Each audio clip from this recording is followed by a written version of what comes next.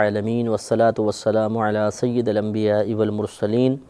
اما بعد فاعوذ باللہ من الشیطان الرجیم بسم اللہ الرحمن الرحیم۔ سورہ بقرہ کی تقریباً سورہ نساء کی 147 آیات کی تفسیر ہو چکی ہے۔ اس اگلی آیت میں اللہ تبارک و تعالی ارشاد فرماتا ہے کہ لا يحب اللہ الجہر بالسوء من القول الا من ظلم۔ اللہ تبارک و تعالی کسی بری بات کا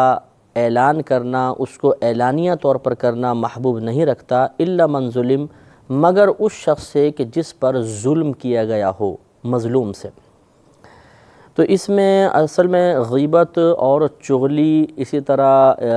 کسی کے بارے میں کسی کے عیب بیان کرنے کے بارے میں اللہ تبارک و تعالی نے ممانعت فرمائی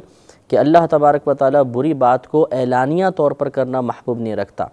اعلانیہ طور پہ مطلب یہ ہے کہ اپنے دل میں ایک بات ہو تو یہ پوشیدہ ہوگی، اور اگر وہ زبان سے کسی کے سامنے بیان کر دی جائے تو اس کو اعلانیہ کہا جائے گا۔ وہ چاہے ایک شخص کے سامنے کر رہے ہوں، چاہے دو شخص کے، چاہے پورے ایک مجمع میں کر رہے ہوں، تو یہ اعلانیہ بات ہے۔ اور اللہ تبارک و تعالی بری بات کا اعلان کرنا محبوب نہیں رکھتا ہے، لہٰذا اس میں غیبت بھی آ گئی، چغلی آئے گی، اسی طریقے سے کسی کے عیوب و نقائص بیان کرنا، یہ سب منع کر دیا گیا۔ لیکن آگے استثناء فرمائے الا من ظلم، مگر مظلوم شخص سے، کہ جو شخص مظلوم ہے اس پہ جب ظلم و ستم ہوگا تو وہ جس نے ظالم کے بارے میں یقینی سی بات ہے وہ قاضی کے پاس جائے گا یا کسی مفتی کے پاس جائے گا، تو پھر وہ اس کی غیبت بھی کر سکتا ہے اور اس کے عیوب و نقائص فیصلہ کروانے کی نیت سے بیان کر سکتا ہے۔ اس میں تھوڑی سی تفصیل ہے۔ پہلے ایک بات یہ سمجھ لیجئے کہ یہاں پہ چونکہ ضمناً ذکر آ گیا تو ہم عرض کر دیتے ہیں۔ ایک تو غیبت، یہ ہمارے معاشرے میں بہت ہی زیادہ عام ہو چکی ہے۔ غیبت بہت شدید گناہ ہے، بہت بڑا گناہ ہے۔ نبی کریم صلی اللہ علیہ وسلم نے ارشاد فرمایا کہ الغیبۃ اشد من الزنا، غیبت زنا سے بھی شدید ترین جرم ہے۔ صحابہ کرام علیہم الرضوان بڑے حیران ہوئے، عرض کیا رسول اللہ صلی اللہ علیہ وسلم وہ کیسے؟ تو آپ نے ارشاد فرمایا اس طرح کہ اگر آدمی زنا کرتا ہے تو وہ توبہ کر لیتا ہے، لیکن غیبت کرتا ہے تو توبہ نہیں کرتا۔ یعنی سمجھانا یہ مقصود تھا کہ زنا ایک گناہ ہے اور اس کی قباحت ہمارے ذہنوں میں موجود ہے، لہذا اگر آدمی کبھی یہ گناہ کرتا ہے تو کبھی کسی نہ کسی مقام پہ اس کو ندامت ہوتی ہے، اور اس گناہ کی بڑائی اسے یہ احساس دلاتی ہے کہ موت سے پہلے توبہ کر لینی چاہیے۔ لیکن غیبت اس سے بڑھ کر گناہ اس طرح ہو گیا کہ غیبت کرنے کے بعد نہ تو آدمی ندامت محسوس کرتا ہے اور نہ غیبت کو کبھی جرم تصور کیا جاتا ہے۔ تو حقیقتاً اگر غور کیا جائے تو یہ اس زمانے کے اعتبار سے نہیں بلکہ ہمارے زمانے کے اعتبار سے نبی کریم صلی اللہ علیہ وسلم کا کلام مبارکہ ہے کہ آج کے دور میں ہم غیبت کرتے ہیں اور بالکل پرواہ نہیں کرتے کہ ہم نے غیبت کی ہے، کوئی گناہ ہم سے ہو گیا۔ غیبت یہ ہوتی ہے کہ اپنے مسلمان بھائی کی وہ برائی جو اس کی ذات میں یا اس کے متعلقہ چیزوں میں موجود ہو، وہ اس کے پیٹھ پیچھے بیان کرنا اور برائی کے ارادے سے بیان کرنا، کسی اچھی نیت کے ساتھ نہ ہو۔ جیسے کہ وہ نیت میں بتاتا ہوں کہ کن مقامات پر غیبت نہیں رہتی ہے، تو کسی بھی مسلمان کی ذات میں ہو یا اس سے تعلق رکھنے والی اشیاء میں۔ لہذا فقہا نے فرمایا اگر بالفعل کسی کے مکان کے بارے میں کہے مکان بڑا بیکار سا ہے تو یہ بھی غیبت میں شامل ہے۔ اس طرح لباس کی برائی، اس کے بالوں کی برائی، آنکھوں کی، کان کی، ناک کی، زبان کی، اس کے والدین کی، اس کے بچوں کی، اسی طرح اس کی گاڑی کی، تو یہ تمام چیزیں، اس کے چال ڈھال کی، یہ تمام اگر ہم اس کے پیٹھ پیچھے اس کی برائی بیان کریں گے تو اس کو غیبت کہا جاتا ہے، اور اسی کو نبی کریم نے فرمایا کہ یہ زنا سے بھی بدتر جرم ہے۔ تو اس لیے ہمیں کوشش کرنی چاہیے کہ اپنے مسلمان بھائیوں کی برائی نہ کریں۔ لیکن اب دور ایسا آ گیا ہے کہ جس بھی آپ مقام پہ چلے جائیں، گھروں کو اندر دیکھ لیجئے، محلوں میں کوئی دو چار مل کر بیٹھے ہوں انہیں دیکھ لیں، اسکول میں، کالج میں، یونیورسٹی میں، فیکٹری میں، حتیٰ کہ مساجد تک اس گناہ عظیم سے خالی نہیں ہے۔ جہاں دو آدمی مل کر بیٹھیں گے تھوڑی دیر میں شیطان ان کے ذہن کسی طرف لے کر جائے گا اور وہ تیسرے شخص کے اوپر تبصرہ کرتے ہوئے برائی ضرور کر رہے ہوں گے۔ اور ہماری بہنوں میں تو یہ برائی بہت ہی زیادہ ہوتی ہے، یہ جہاں دو مل کر بیٹھیں گی وہاں تیسری کی برائی ضرور ہوگی، اور انہیں سمجھ ہی نہیں آتا کہ ہم اس برائی کے علاوہ گفتگو کریں تو کیا کریں۔ اس لیے یہی سمجھ میں آتا ہے کہ کسی ایک کو موضوع بحث بناؤ اور شروع ہو جاؤ، اور پھر یہ مطلب یہ کہ اس کے پورے ایک کے اوپر چلیں گی، پھر دوسرے پہ، پھر تیسرے، چوتھے، پانچواں، اور ہر ایک کو کھنگال کر آ جائیں گی۔ اس لیے ہمیں اس سے ضرور توبہ کرنی چاہیے کہ یہ فعل، یہ عمل اللہ تعالیٰ کو محبوب نہیں ہے۔ اور یاد رکھیں کہ جیسے غیبت کرنا گناہ ہے، ایسے ہی غیبت سننا بھی گناہ ہوتا ہے۔ لہذا اگر آپ کسی مجلس میں بیٹھے ہیں، کوئی غیبت کر رہا ہے اور آپ یہ سوچیں کہ میں کون سا کر رہا ہوں، یہ کر رہا ہے، اور آپ مزے سے بیٹھے ہوئے سن رہے ہیں، تو آپ مکمل گنہگار ہوں گے۔ اس لیے کہ ایک روایت میں آتا ہے کہ کسی شخص کو رجم کیا گیا، تو یعنی زنا کے اوپر اس کو رجم کر دیا گیا تھا، تو دو صحابی آ رہے تھے، تو ایک نے دوسرے سے کہا کہ دیکھو کتنی بری موت وہ مرا ہے۔ تو جب وہ آئے تو نبی کریم صلی اللہ علیہ وسلم نے ایک جانور مرا ہوا تھا، فرمایا کہ اس کا گوشت کھاؤ۔ تو عرض کی یا رسول اللہ صلی اللہ علیہ وسلم، یہ تو مردار ہے، ہم اس کا گوشت کیسے کھا سکتے ہیں؟ فرمایا ابھی تو تم دونوں نے اپنے ایک مسلمان بھائی کا گوشت کھایا ہے، یعنی مردہ کی برائی تم نے کی ہے۔ تو یہ قرآن میں آگے آئے گا سورہ حجرات میں کہ اپنے مسلمان بھائی کی غیبت مت کرو، کیونکہ تم میں سے بعض کی غیبت نہ کریں۔ کیا تم اس بات کو پسند رکھو گے کہ اپنے مردہ بھائی کا گوشت کھاؤ؟ یقیناً تم اسے ناپسند کرو گے۔ تو اس کو گویا کہ اس کی کراہت بیان کرنے کے لیے، برائی بیان کرنے کے لیے سمجھایا گیا کہ بالکل ایسا ہے جیسے کسی مردہ بھائی کا گوشت کھانا۔ تو یہ سرکار نے فرمایا کہ تم کیا ایک دوسرے ابھی مسلمان بھائی کا گوشت نہیں کھاتے رہے؟ اس سے فقہاء نے استدلال کیا کہ کہا تو ایک نے تھا، دوسرے نے سنا تھا، اور وہ سن کے راضی رہا تھا، خاموش رہا، اس کو منع وغیرہ نہیں کیا، تو دونوں غیبت میں شریک مانے گئے۔ تو اس لیے غیبت کرنے والا جہاں گناہگار ہوتا ہے، غیبت سننے والا بھی گناہگار ہوتا ہے۔ اس کے لیے حکم یہ ہوتا ہے کہ یا تو اس مقام سے اٹھ جائے، یا اس مسلمان بھائی کا جس کی غیبت کی جا رہی ہے اس کا دفاع کرے، اور اس کی طرف سے بولے کہ نہیں آپ یہ برائی مت کریں، روک دے کہ بھائی آپ برائی مت کریں کسی کی، یا اس کی طرف سے دفاع کرے، یا وہاں سے اٹھ کر چلے جائے۔ اگر ان تینوں کاموں میں سے کچھ بھی نہیں کیا، کہ اٹھ کر بھی نہیں گیا، مسلمان کا دفاع بھی نہیں کیا، سامنے والے کو غیبت سے روکا بھی نہیں، تو اور ویسے ہی بیٹھا رہا، تو پھر یہ گناہگار ہوتا رہے گا۔ ہاں یہ ہو سکتا ہے کہ وہ کوئی مجبوری ہو، سامنے والے سے کی طرف سے کسی تکلیف کے فتنے کا اندیشہ ہو، تو بامر مجبوری وہاں پر بیٹھنے میں حرج نہیں ہے۔ مثال کے طور پر خدا نخواستہ کسی کلاس میں ٹیچر ایک دوسرے ٹیچر کی برائی کرنا شروع کر دے، اب طالب علم نہ اٹھ کے جا سکتا ہے،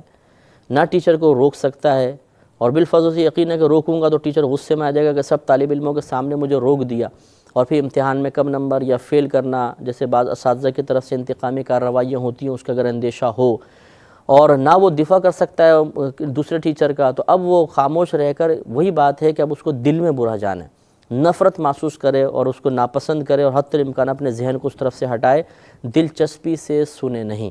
تو انشاءاللہ کچھ نہ کچھ بری و ذمہ ہو جائے گا۔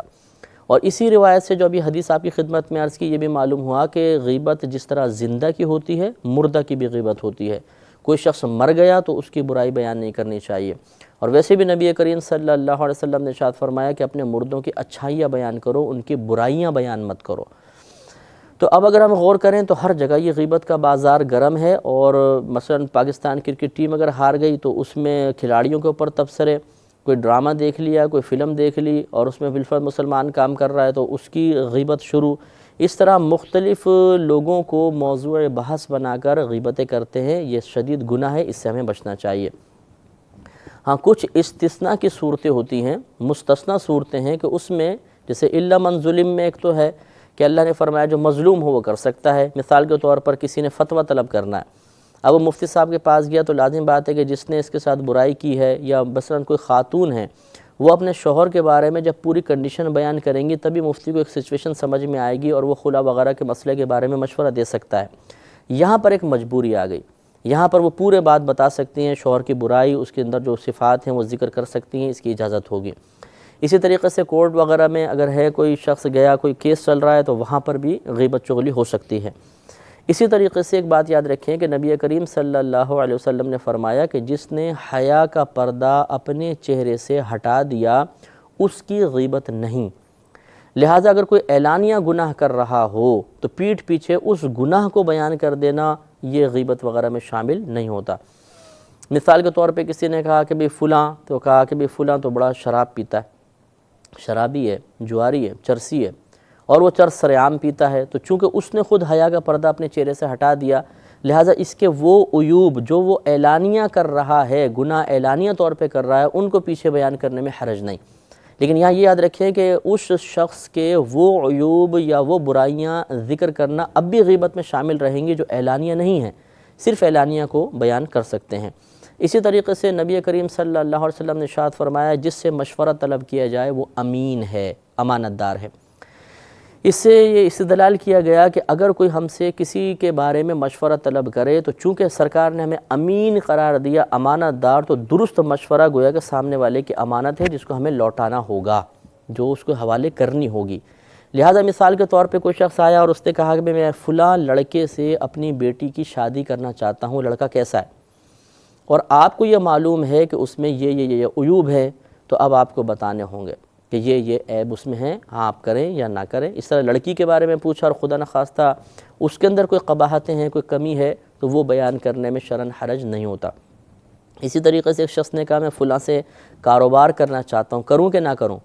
تو اب یہاں یہ تقوی نہ جاگ جائے کہ نہیں جی اس کے بارے میں بتاؤں گا تو غیبت ہو جائے گی۔ اگر وہ واقعی دھوکے باز ہے، غلط قسم کا شخص ہے، اپنے شرکاء کو، اپنے پارٹنرز کو لوٹ لیتا ہے، ان کو دھوکہ دیتا ہے، تو بتائیں کہ ہاں یہ ایسا ہے۔ لیکن ان مقامات پر بھی، ان تمام مقامات پر فتنے کو ملحوظ رکھنا ضروری ہے۔ مثال کے طور پہ اگر آپ یہ سمجھتے ہیں کسی نے اپنی بچی کے لیے مشورہ طلب کیا کہ فلاں لڑکے کے ساتھ کروں یا نہ کروں، اور آپ کو یقین ہے کہ وہ لڑکا ہے تو خراب، لیکن میں اگر اس کے سامنے بیان کروں گا اور یہ بھنک اس لڑکے کے کان تک پہنچ گئی کہ ہم نے اس کی برائی کر کے یہ رشتہ رکوایا ہے، تو وہ ہمارے خلاف انتقامی کارروائی کرے گا، تو ایسے موقع پر خاموش ہو جانا شرعاً جائز ہے۔